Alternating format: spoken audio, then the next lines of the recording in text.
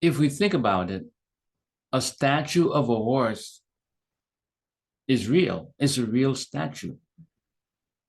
We call it a statue of a horse as opposed to a statue of a lion because of cosmology. Cosmology describes the shape, the ether of the substance. You look at the shape of it, okay? The arrangement of the fundamental material.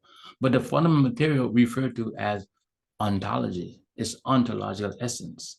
Ontology itself is the study of being. That what is, being is another word for reality. Being is what's ultimately there. Well, it's hard. Let me express it in different kind of ways.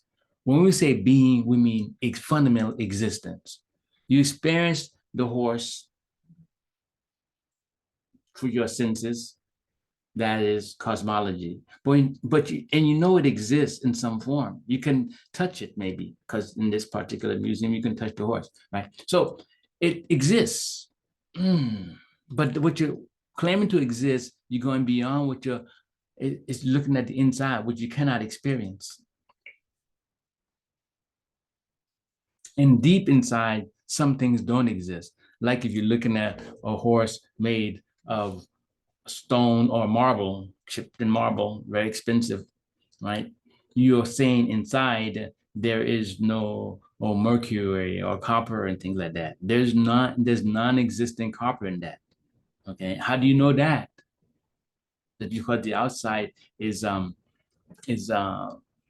marble. How do you know this does not exist? Non-existence beyond your sense experiences is also part of ontology. But most significantly, when we say what's the horse underneath, we're talking about the substance of the horse. What is it made of? Real horses are made of material that produces flesh and blood. The word substance means fundamental substance, fundamental material. Whatever that material is, we may refer to it as the stuff of reality. The word stuff is a technical word. You don't want to commit yourself to anything. You only know it's a real horse because it moves and you can sense it and look like the kind of things you would call real. Nowadays, with people creating robots and things like that, I'm sure there are going to be situations where you walk up to an animal, it seems to move and act like a horse, and really it's a robot. Luckily for me, I have not encountered that as of yet, but it's going to be happening soon. All right. So for right now, given what I understand of animals and I've been around horses, I can tell when a horse is real. But as technology advances, I'm going to be right back here coming into metaphysics, looking at philosophy again. How do I distinguish between the robotic horse and the real horse?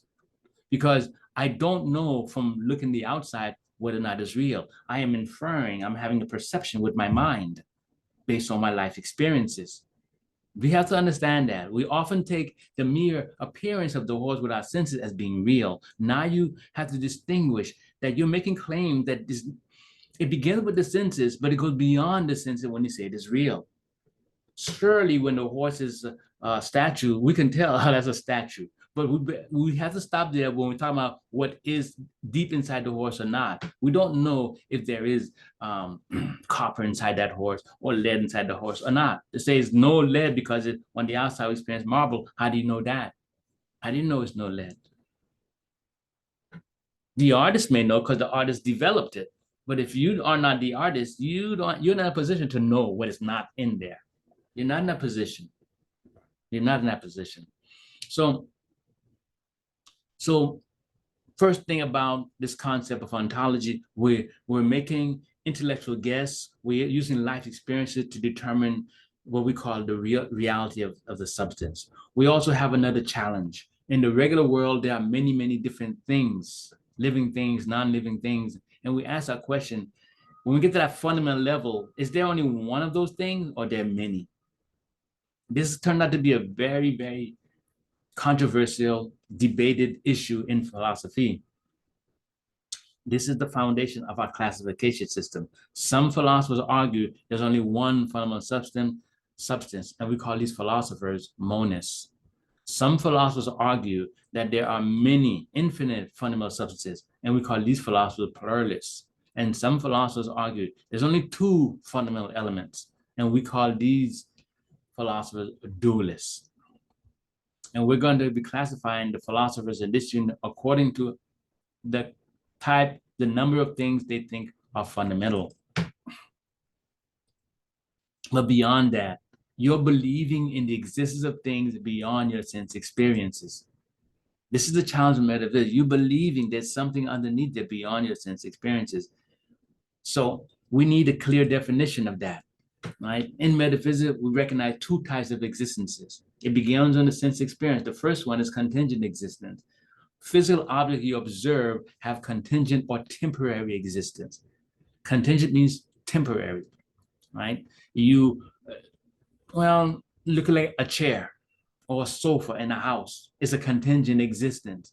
It exists for a while, for many, many years, 30 years, and you toss it out, go into landfill, and the sofa is dissolved. It has contingent existence. Intellectually, you can treat it like this. You say any existence, anything that exists now, that I could think of not existing without a contradiction, I'm going to call or refer to as contingent existence.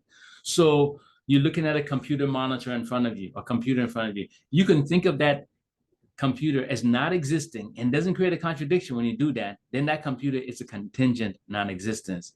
And you're saying, why would I want to do that when life experiences tells me that it's a contingent existence? The reason you want to intellectualize contingent existence is because on the opposite side, you have this temporary existence. You also have necessary existence.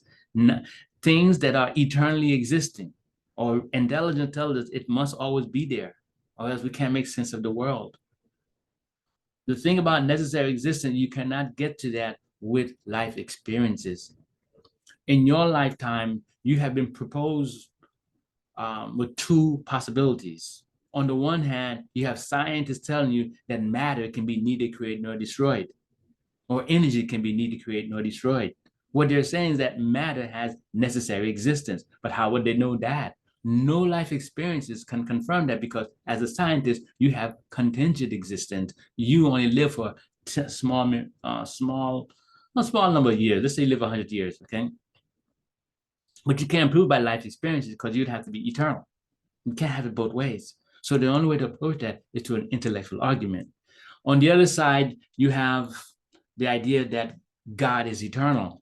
When you say God is eternal, that means God always exists. Therefore, God has necessary existence. No matter where you are in life, you've heard of these two ideas, and you have been, one or the other has been put upon you to believe in, because the world you live in requires you to have some belief about reality in order to live the life you're living.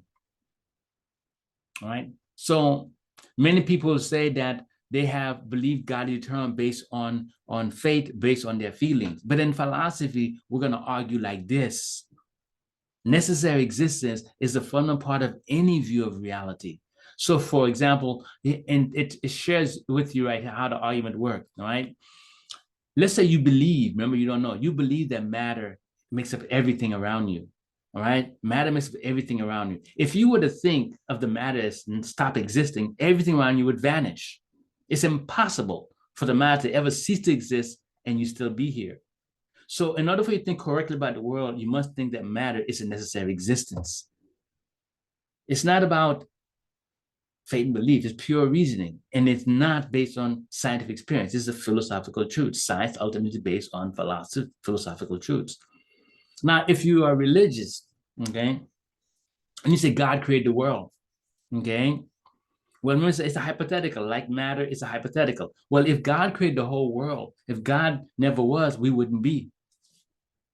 We would never be. If God stopped being, we would never be. Okay? And so therefore, if you posit this to God, God must have necessary existence. Now, you could argue God can come from nothing. No, from absolute nothing. It's irrational to say something appears. God can't come from absolute nothing. Similarly, you could say matter comes from absolute nothing, which sometimes I try to say today.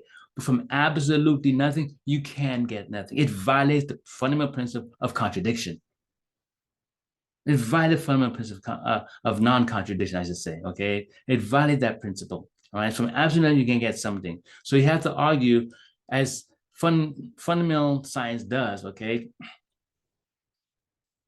that the fundamental nature of the world, there's something in reality that is eternal and unchanging, right? You could call it matter, You can call it energy. You can call it God or gods.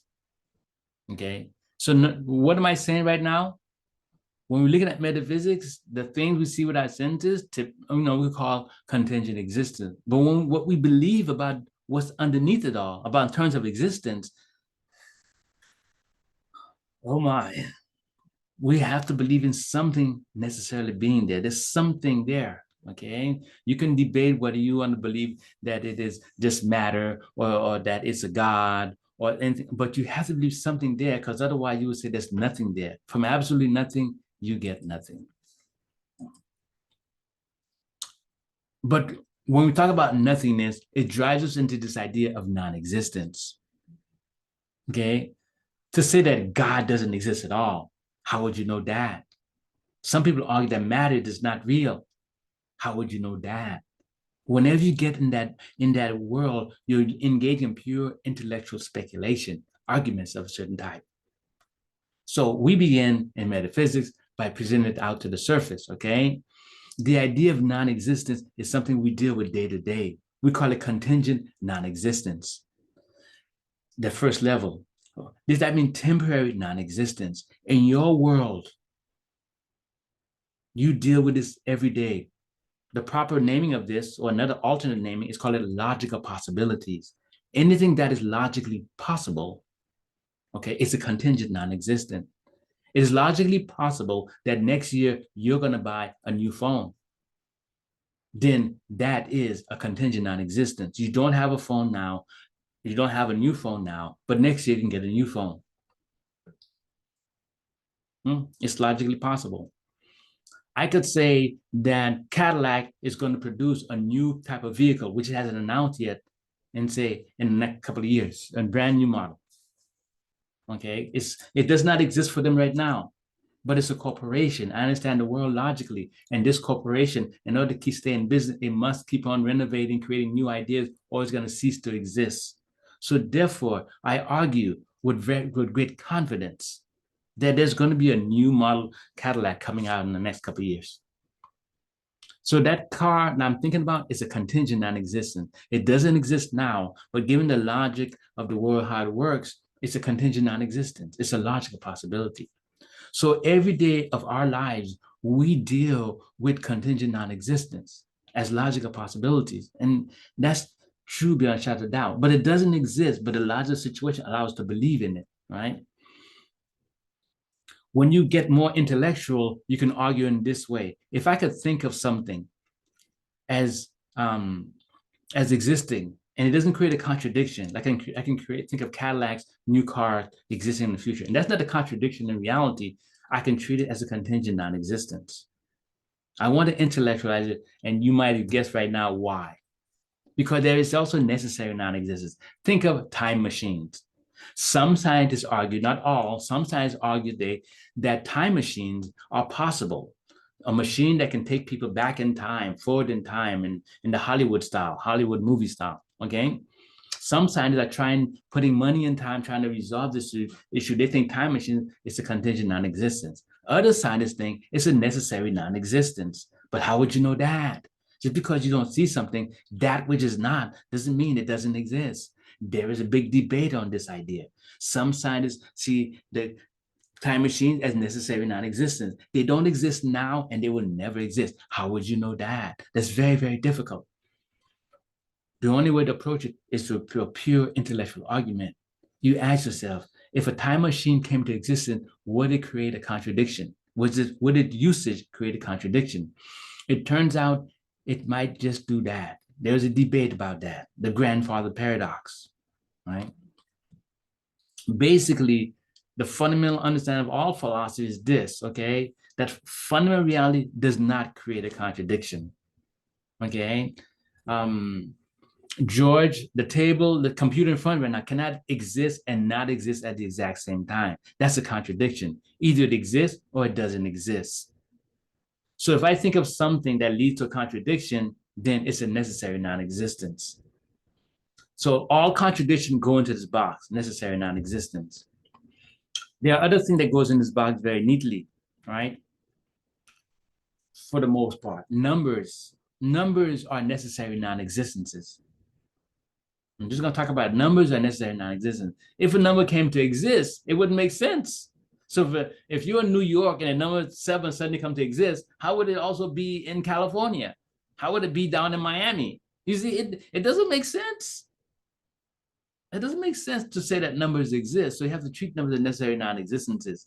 But they are real in the sense that they allow you to quantify, but language seems to go into this category real easily. We confuse language to be the ultimate reality, while they are constructs that express reality.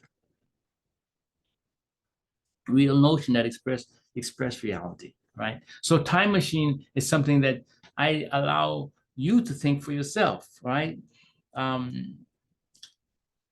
Because there are some arguments, like I mentioned, the grandfather paradox, such that if time machine did exist, it would lead to contradiction. Now, a paradox, the way the word is used is this. It's a contradiction, but some people believe it's not a genuine contradiction. So they're doing background research to show that it's not a real contradiction, and here's the solution. So because the paradoxical nature of time machine right now in scientists, you have some people divided. Something is possible, so it's a contingent non-existence. Something is a necessary non-existent, because the paradox have not been completely satisfied. Ultimately, the paradox may turn out to be just a straightforward contradiction.